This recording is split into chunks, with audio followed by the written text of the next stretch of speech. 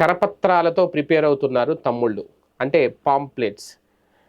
అయితే ఇది ఎంతవరకు సక్సెస్ అవుద్ది అనేది, ఈ కరపత్రాల కాన్సెప్ట్ గతంలో జగన్మోహన్ రెడ్డి చేశారు. కాకపోతే ఆయన 4 ఏళ్ల పరిపాలన పూర్తి చేసిన తర్వాత ఐదో సంవత్సరంలో ఇంక ఎన్నికలకు ముందు చేశారు.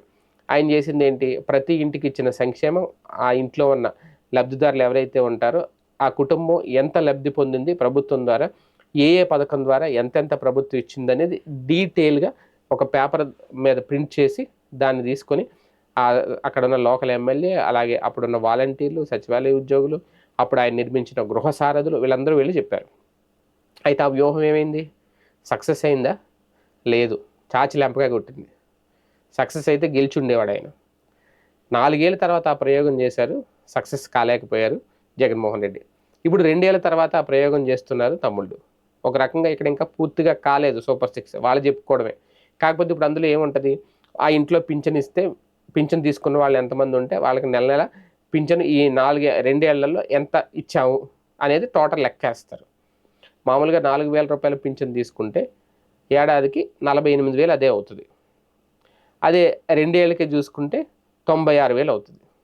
సో ఇప్పుడు మీరు ప్రతి కుటుంబం అంటే ఆ లెక్కన ఇంకొకరికి ఎవరికైనా పథకం వస్తే, లేదంటే రైతు భరోసా, అన్నదాత సుఖీభవ ఏదైనా పడినా, ఇద్దరు పిల్లలు ఉన్న అమ్మఒడి అని చూసుకుంటే ప్రతి ఇంట్లో లబ్ధి పొందిన వాళ్ళు ఖచ్చితంగా ₹1,00,000 పైనే లబ్ధి పొందుతారు.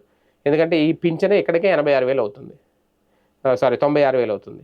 దీనికి తోడు ఒకవేళ అమ్మఒడి అది తల్లికి వందనం పడినా, లేదు ఇది ఇంకోటి ఏదైనా వచ్చినా సరే ₹1,00,000 దాటేస్తుంది. సో దీంతో పాటు ఉచిత బస్సు కూడా చెప్తారు.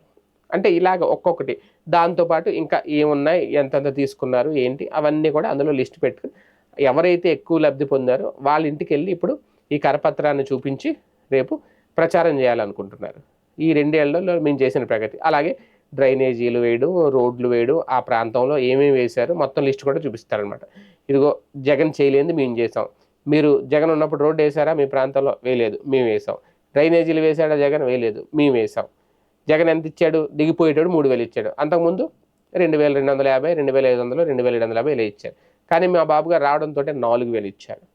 ఈ ప్రచారం చేయాలనుకుంటున్నారు కరపత్రాలతో. కానీ ఇచ్చింది ఇచ్చాము అని చెప్తే ప్రజలకు అప్పుడు నచ్చలేదు 4 ఏళ్ల తర్వాత.